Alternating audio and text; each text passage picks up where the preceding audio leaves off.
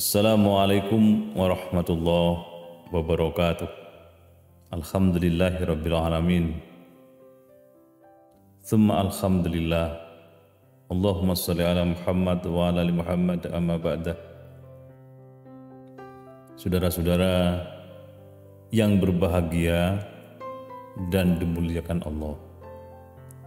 Ada satu figur manusia yang tidak ada duanya di muka bumi ini, yang pernah hidup dan sudah wafat 1500 tahun silam.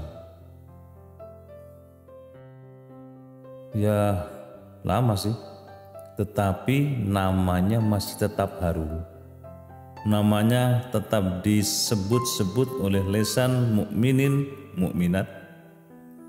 Namanya masih dikirimi selawat untuk beliau karena perintah Allah supaya orang yang beriman mengucapkan selawat untuk beliau. Bahkan Allah sendiri yang menyatakan innallaha wa malaikatahu yusalluna 'alan nabi. Sesungguhnya Allah dan malaikat berselawat untuk Nabi Muhammad SAW. Kemudian perintah berikutnya, hai orang-orang yang beriman, ya ayyuhalladzina amanu sallu alaihi wasallimu taslim. Perintah mengucapkan selamat untuk beliau. Nabi Muhammad sekali lagi adalah sosok pribadi yang tanpa cacat. Secara mental, secara fisik sempurna. Dan Rasul menjadi role model bagi kita kehidupan manusia setelah beliau sampai kiamat. Kenapa menjadi role model? Allah sendiri yang merancang bahwa Rasul laqad kana lakum fi rasulillahi uswatun hasanah. Sungguh pada diri pribadi Muhammad untukmu ada keteladanan yang baik. Apa saja keteladanannya? Sekujur tubuhnya mengandung keteladanan yang luar biasa.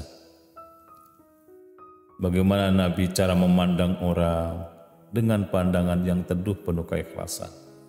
Tidak pandangan yang underestimate, meremehkan apalagi merendahkan orang.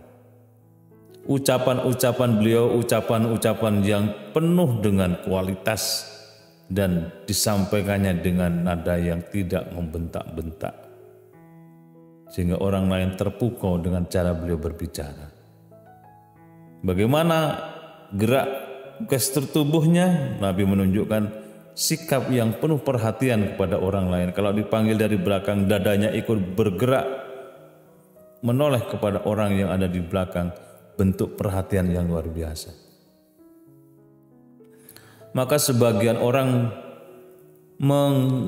menyebutkan ada 4 hal yang bisa ditiru dari pribadi Rasul Muhammad Sallallahu Alaihi Wasallam, walaupun sebenarnya bukan hanya sekadar 4, dia seluruhnya. Apalagi Aisyah istri beliau menyatakan hulukuhul Quran, akhlak beliau itu Al-Quran. Tapi untuk memudahkan pembahasan ini, 4 hal yang bisa kita ingat-ingat dari sosok Nabi Muhammad Sallallahu Alaihi Wasallam itu. Yang pertama, Nabi itu indah pada lisannya. Lisannya Nabi itu begitu indah. Man kana yu'minu billahi wal yaumil akhir falyakul khairan aw liyasmut. Barang siapa iman kepada Allah dan hari akhir. Coba. Barang siapa yang iman kepada Allah dan hari kiamat, bicaralah yang baik. Kalau tidak bisa, diamlah. Dikaitkan dengan iman kepada Allah dan hari kemudian hari kiamat, hari akhir. Bicaralah yang baik. Hidup ini harus bicara yang baik-baik. Buang-buang energi kita kalau bicara tidak baik, apalagi tidak ada manfaatnya. Kalau tidak mampu, walyakul khairan aw liyasmut. Bicaralah yang baik, tidak mampu, diamlah. Diam itu emas. Diam itu menyebabkan kita selamat dari salah ucap, selamat dari ucapan yang menyakitkan hati orang lain, selamat dari berbagai aspek negatif dari lisan kita.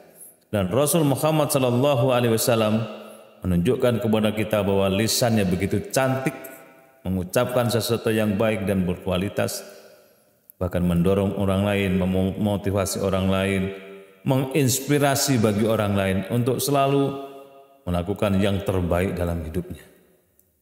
Ini yang pertama. Yang kedua, Nabi Muhammad SAW itu mindsetnya luar biasa. Melihat orang lain, kata beliau, lihatlah kebaikannya, jangan lihat keburukannya. Kalau ini kita terapkan, maka orang lain senantiasa kelihatan baik di mata kita.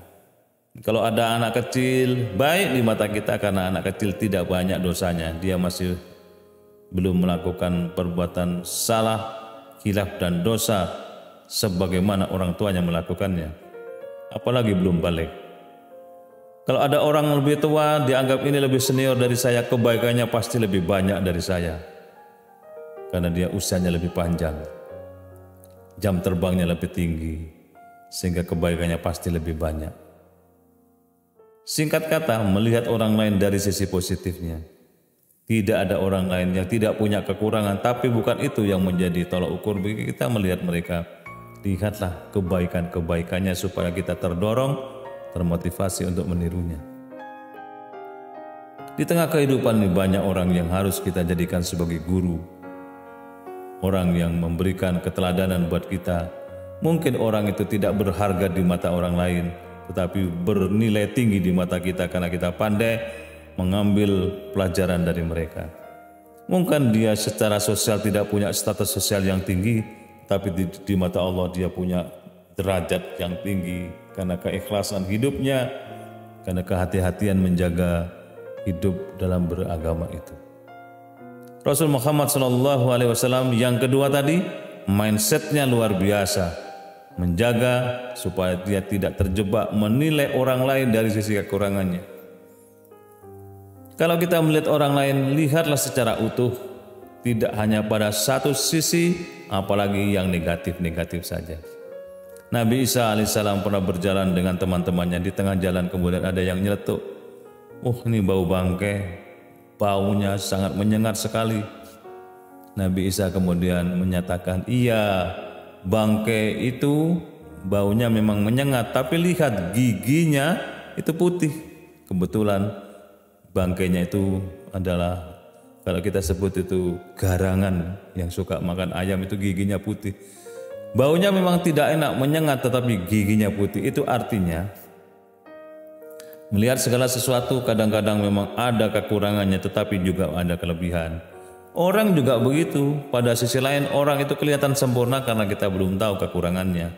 Atau kita melihat orang itu buruk karena belum tahu banyak tentang kebaikan orang itu. Maka beruntunglah kita semua, Allah tutupi kekurangan kita karena kita pandai menutupi kekurangan orang lain. Di dalam hadis qudsi Allah menyatakan, siapa orang bisa menutup aib orang lain, maka Allah tutup aib itu di dunia dan akhirat. Artinya diampuni dosa-dosanya. Ini yang kedua, kehebatan Nabi Muhammad SAW, mindsetnya luar biasa. Yang ketiga, Nabi Muhammad itu tidak menjadi hamba perut. Artinya dia atau beliau itu senang berpuasa. Sampai-sampai kalau pagi hari tanya, ya Aisyah makan apa hari ini? Ya Rasulullah maaf, tidak masak karena tidak ada yang akan dimasak. Oh ya sudah, saya puasa saja hari ini. Enteng gitu. Puasa. Beda dengan kita umatnya ini berat untuk puasa. Nabi Muhammad tidak menjadi hamba perut. Perutnya dikendalikan dengan baik, sehingga kalau mau berpuasa ya puasa. Itulah makanya Rasul itu senantiasa sehat hidupnya.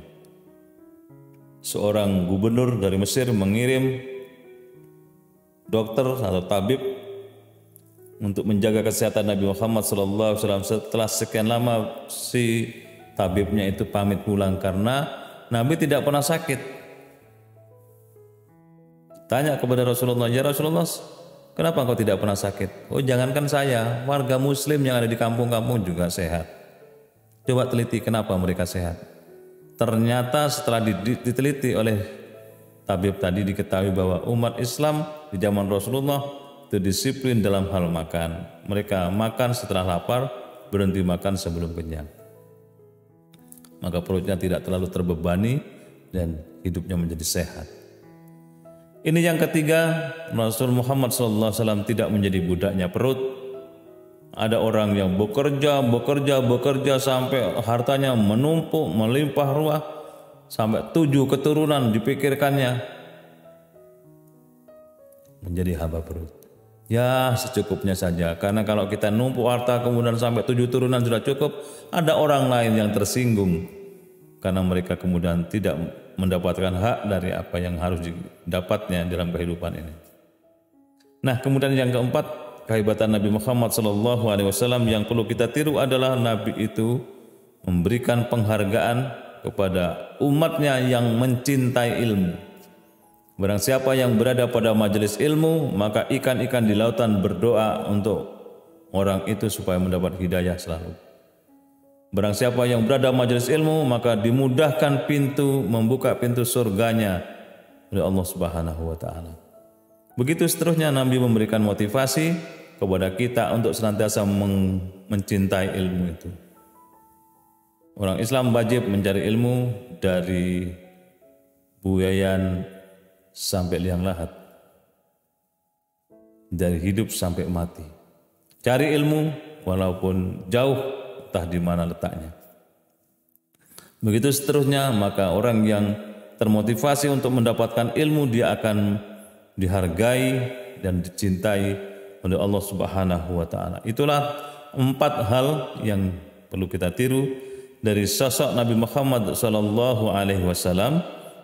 Sosok pribadi yang luar biasa, senantiasa menjadi teladan buat kita, dan orang yang meneladaninya insya Allah akan selamat dunia dan akhiratnya. Terima kasih. Assalamualaikum warahmatullahi wabarakatuh.